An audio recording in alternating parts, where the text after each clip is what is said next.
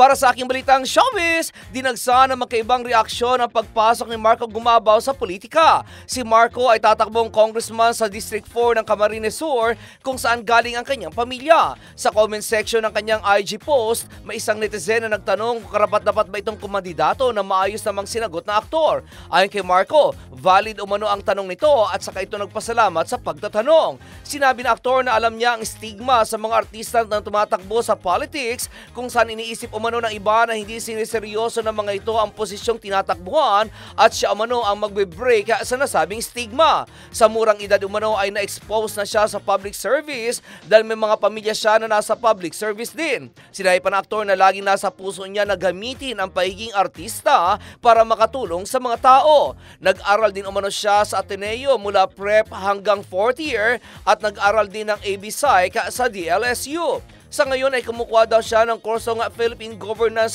Policy Making at Economics sa National College of Public Administration and Governance kung saan matatapos na raw siya ngayong buwan.